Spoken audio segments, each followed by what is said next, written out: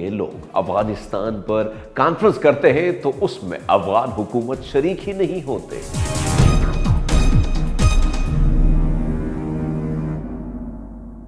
ناظرین، خطے میں پاکستان کو تنہا کرنے کی دھمکیاں دینے والی بھارتی جنتا پارٹی کے نکمے پن کا یہ حال ہے۔ اب صاحب یہ جو NSAs کی میٹ ہوئی ہے، ایران اس میں شامل، روس اس میں شامل، تمام جو بارڈر سے لگتے ہوئے سٹیٹس ہیں سینٹرل ایشیا کی، وہ اس سے شامل، یعنی سارے پڑوسیوں نے افغانستان کے اب مل کر بول دیا ہے صاحب، رائٹ ایکٹ پڑھ دیا ہے پاکستان کو اور طالبان کو۔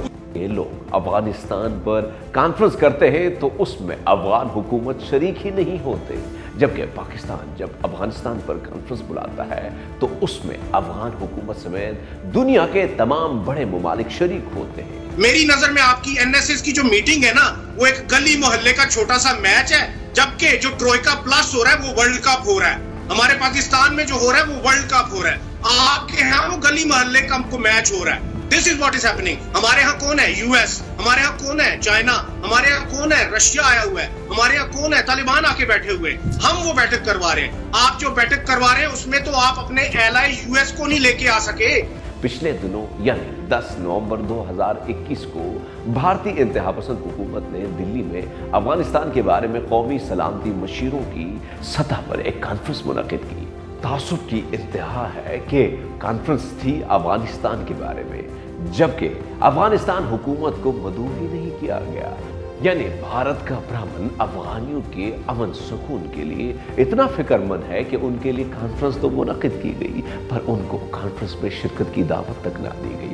It's a privilege for India to host the dialogue today with participation of all the Central Asian countries and Russia, who was the initiator of the idea۔ شاید بھارت کے برہمنوں کو موجودہ افغان حکومت کی شکل میں محمود غزنوی نظر آتا ہے۔ دوسری بڑی مذاق یہ تھی کہ مذکورہ کانفرنس کی صدارت اجیت ڈوول نے کی۔ جی ہاں، وہ اجیت ڈوول جس نے غربت سے بلکتے بھارتیوں کے ٹیکسوں کا پیسہ 10 سال تک اس امید پر افغانستان میں ضائع کیا کہ اشرف غنی حکومت کے ذریعے پاکستان میں دہشت گردی کروائی جائے گی۔ مگر ناظرین، افغانستان کے بارے میں بھارتی کانفرنس بھارتی منصوبوں کی طرح ناکام ہو گئی۔ We can talk to Taliban in Doha, we can talk to Taliban in Moscow, we may or may not have spoken to Taliban at other places. Why can't we talk to Taliban in Delhi?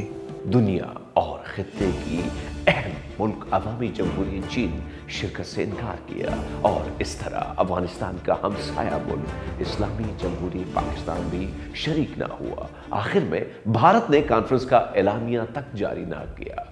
تو یہ تھی افغانستان میں قیام امن کے لیے بھارت کی conference. دوسری جانب افغانستان میں پائیدار امن، ترقی اور خوشحالی کے لیے 11 نومبر کو اسلام آباد میں پاکستان کی طرف سے ایک انتہائی کامیاب کانفرنس کا انعقاد ہوا۔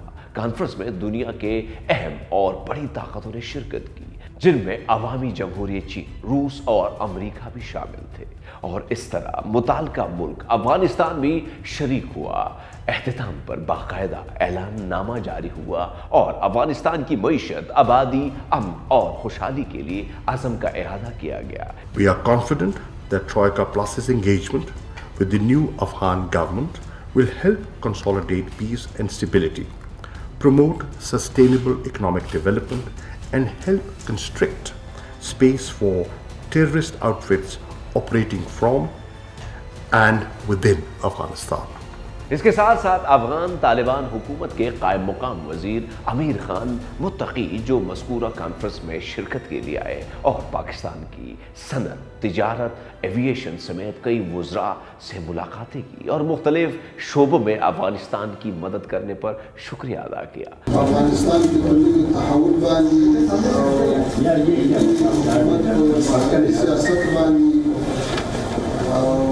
متوازن اقتصاد محور پالیسی باندې او پاکستان سره په اړیکو باندې او په سیمه کې چې کوم نوي فرصتونه راغلي په هغو باندې راڅرګند इस तरह पिछले दिनों पाकिस्तान के पेशावर शहर में अफगान पनागजीनों के लिए अक़वाम मुत्तहिदा की ज़ैली शाख UNHCR की तरफ से एक वर्कशॉप मुनक़िद हुआ। आलमी इदारों की तरफ से इस किस्म के प्रोग्राम इसलिए भी अहमियत के हामिल हैं कि सारी दुनिया अच्छी तरह जानती है कि पाकिस्तान 4 अशरों से कई मिलियन अफगान पनागजीन भाइयों का मेज़बान है। मुख्तसर ये कि इंतहा पसंद हिंदू ब्राह्मण अफगानिस्तान के साथ सारे मामलात तासुब, फसाद और बदनीयत की बुनियाद पर करता है, जबकि पाकिस्तान एक मुखलिस मुसलमान हमसाये की तरह अफगान भाइयों के साथ है, हर मुश्किल में बराबर का खड़ा है।